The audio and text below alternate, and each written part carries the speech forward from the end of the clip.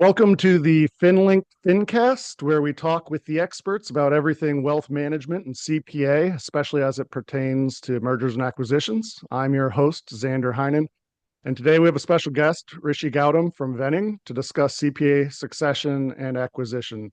Rishi, thanks for being with us today. I know it's busy during tax season here, so really appreciate your time. Thanks for having me. I'll give a little background on you. So Rishi is the founder and group CEO of Vetting Platform and wrote the book The Insider's Guide to CPA Practice Transition last year, which I have right here. He was kind enough to provide to me. Great read. Actually got a lot out of it, so I really do appreciate that. Venning successfully acquired and integrated over 15 practices and continues to go through strategic acquisitions and mergers of fellow CPA practices. The firm is led by a team of experienced CPAs and business operators with traditional service lines in accounting, tax, advisory, and separate assurance services, and currently services clients across the US. Anything I missed there, Rishi? Sounds good to me. Let's go with All it. right. Well, I read your book, and I mentioned this to you earlier. I think one of the really valuable things I got out of the book was the mindset shift of treating a merger or acquisition as a transaction, which everybody in the world is used to in this day's society, to a transition.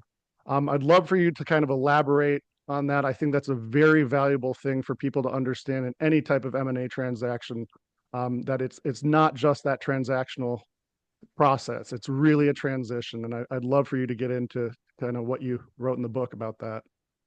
Absolutely. I mean, we live and breathe it every day. And I say that because we're not doing transactions every day, but we are transitioning practices. We're working with what we call seller partners, the ones who have sold and they're still working in the business in some way, shape, or form, the clients, the staff, the technology, the operations, how this one firm does tax returns versus another firm.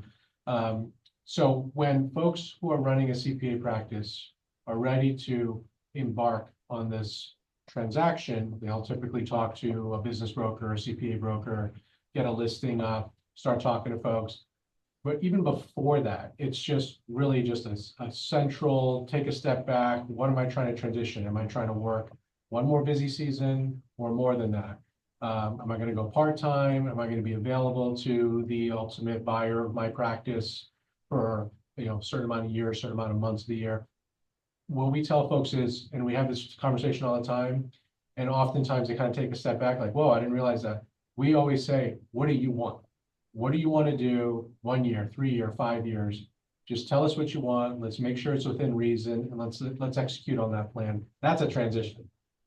Like you said, we actually have to transact at some point, but it's executing on that transition plan. Every single firm we have has a different seller partner who has a different answer for how long they want to work in the business versus not. And that's important. If that doesn't happen from the seller standpoint, then what is there to talk about, right? You can transact the business, you can get a deal done, as they say, and then what? Because what happens to your clients? What happens to your staff? So we're thinking through this over a 5-year span, not a 5-week sort of dance for a transaction speak. Yeah, and in the book you mentioned something kind of made me chuckle a bit. To a CPA who's been doing taxes for 30 plus years, it can be very alluring to think of it as a transaction to get out. And then, you step back and they realize that they're transitioning to a different lifestyle. That was something that definitely caught my eye. And I've seen that, working in the M&A space for a long time. It really is a lifestyle change. You're shifting out. So sometimes people will want to sell immediately, and then they sit back and say, okay, this is, maybe something I want to phase out of. Yeah, and part of that is also the learning to let go, right? It's we all have our little worlds where we know exactly what we need to do, the same tax software, the same operating procedures to get returns done, accounting work done, et cetera. But part of that transition is, how long do you want to take to let go? Do you want to really just step off the gas and let go through one busy season with a transition partner to then eventually retire or focus on other things, family, community, et cetera? Or do you want to sort of slowly over multiple years kind of come off of that, see how we do things? Everyone does things a little bit differently. Doesn't mean it's wrong, it just means it's different. And go ahead and do that over multiple years. That's important. Because like you said, 30 plus years, usually it's a community-based business. There are multiple generations, multiple business owners, potentially nonprofits and other community-run organizations that you are involved in, the seller's involved in. You don't just walk away, and obviously you want to make sure this goes into the right hands. Oftentimes, sellers who sell to another CPA firm, just it helps to de-risk a lot of that, because it's a fellow practitioner. Anything they've seen, we've seen too. So all of those little things matter as you're, again, planning the transition side of things, not necessarily the transaction. Yeah, and you mentioned retirement isn't just about, exiting, kind of leads into that. It's what comes next. And like community, as you mentioned in the book, is a huge part of it. Um, and I think one of the things I also saw was there's a kind of a misconception about the staff, thinking it might be a hard transition. What are your thoughts on that? Yeah, so every firm is different. We've got stories as you've seen from reading the book, but the staff ultimately, whether it's before the transaction or during the transition period, they need to be informed. They need to be part of the process. It's their livelihoods as well. There's a potential opportunity for them to stay where they're at, keep working on the same clients. There's also opportunities for them to physically stay in the same office, potentially work on more clients within the larger firm organization.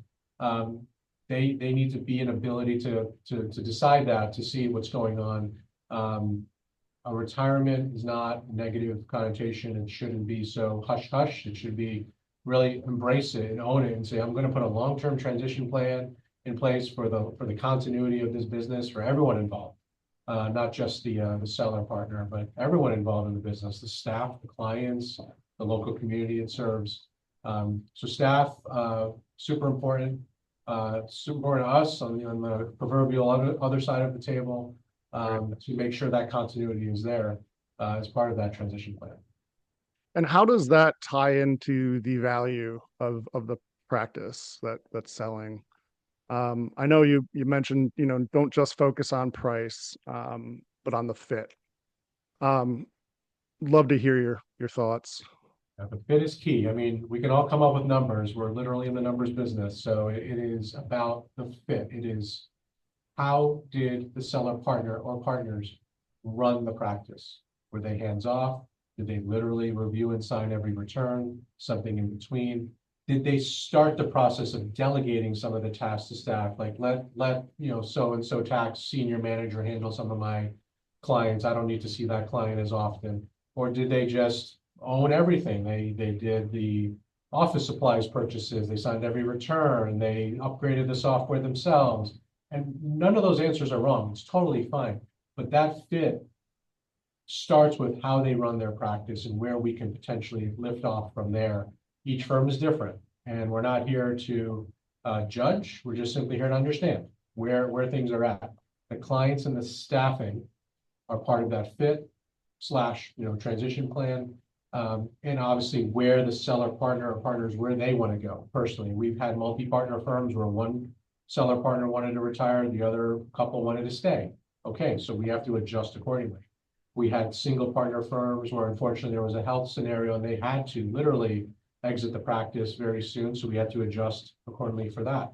But we can't do that well unless we understand how the practice is run. And that's the fit. The fit is just kind of throw it at us, no harm, no foul. How's the practice run today? And we move from there. We've seen every version out there of how things are run. Again, we're not here to judge, but that's important. And that to the collective us, the folks that are selling, the folks on the other side of the table, is super important because that drives not just the price, but sort of the success of the practice launch. Yeah, so buyer seller fit, probably the most important part of the process. Now, from someone in your seat who's done 15 transactions, has there ever been a time where there was a possible acquisition that it just wasn't a good fit, and what did that look like, and how did that how did that end? Yeah, so I would say we're equally as proud of the transitions we didn't do, inclusive of the ones we did. So ones that haven't worked, I'm just thinking of examples off the top of my head. Um, Sellers that weren't really willing to let go. They wanted to basically say, hey, Venning, buy my practice, but I'm going to stay working here. I'm going to keep my same staff, my same software. I'm not going to integrate operationally into, work with your team. But I also want some of your folks to help me with do some 1040s. So that's sort of a have your cake and eat it too scenario. That's not really a merger of sorts. That's just really a buyout where you keep working, but the purpose was for you to retire. So that sort of confusion, it's totally fine, but that led from a sort of core issue, which is, did you actually think through the transition plan you want for yourself? So that really is taking a step back, a multi-year, over time, slowly but surely, let's sort of get the full transition plan in place at a scenario that that person didn't in particular think through. So that's fine, which just wasn't the right time in the snapshot of life for them to come in and do the transition. But hey, let's put it down on paper. Let's come back next year and have a chat. Yep. And I think that leads us to another point, and it's something I constantly say. A good friend of mine, Shannon Hay, told me. He said, you should start to plan your succession, or your selling of your business the day you open your business, because it's a lot to think about. It's not something you want to do um, just on the cusp. Um, I'd love to talk to you about, where do you, when you have that initial conversation about with an exiting CPA, um, what's the transition planning look like, in one of your deals? I know they're all different, but would love to hear, your comments on that. Yeah, so we've availed ourselves to be, and this is truly a free kind of thing. This is just one practitioner to another. We'll get on the phone and talk with any CPA who's even thinking about a transition, just to have the chat and kind of walk through the mechanics of what they're trying to do. And then you have your traditional broker listings, CPA firm for sale, click here to get more information. And that's a more transaction mode that we still try to take a step back and have a transition conversation. Either way, it still starts with the same question. What do you want to do? Right. Your own personal livelihood, 30 plus years in the business, running a firm for potentially the same amount of time.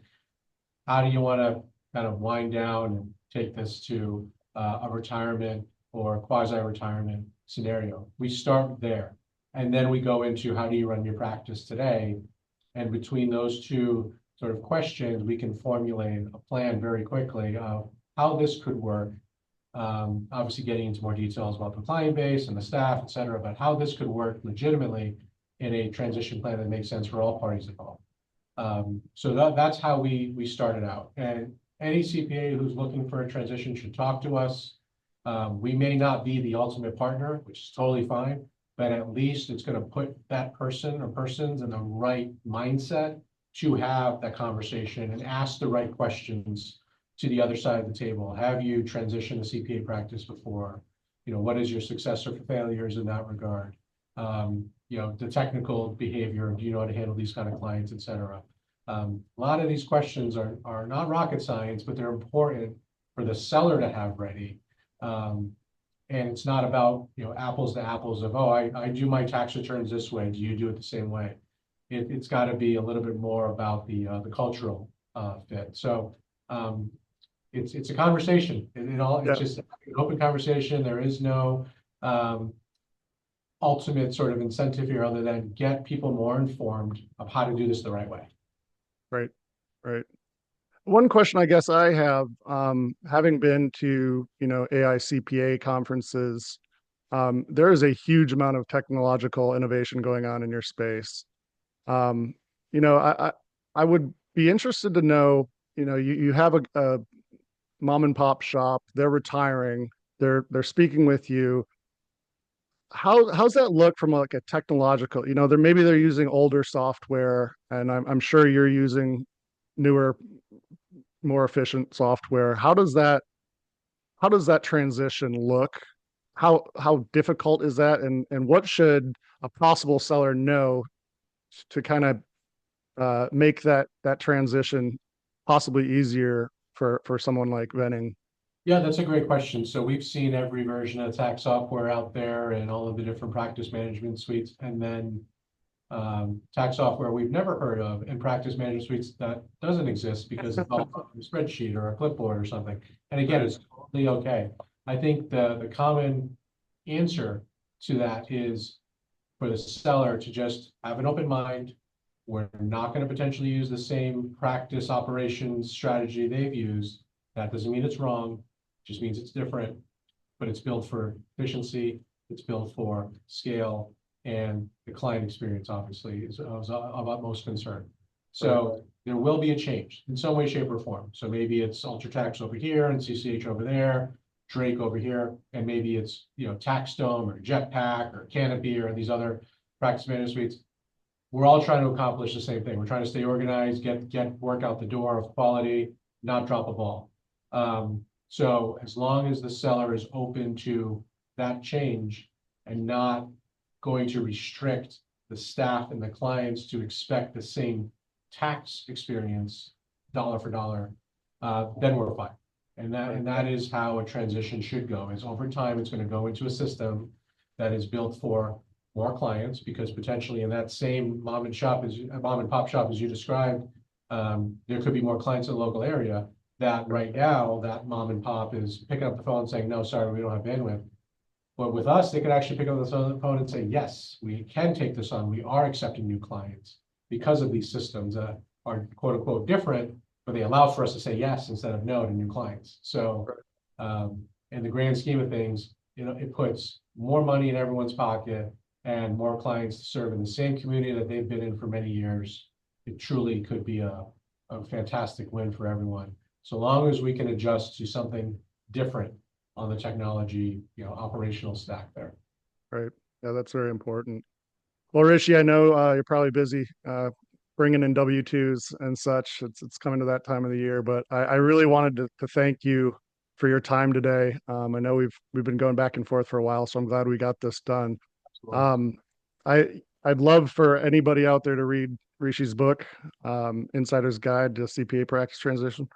And they'll be able to, by the time this podcast is aired, we'll have a link in FinLink to reach out to you guys, and I guess you can send those books out like you did for me. But did want to thank you very much.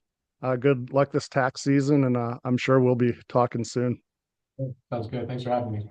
All right, take care, Rishi. Take care.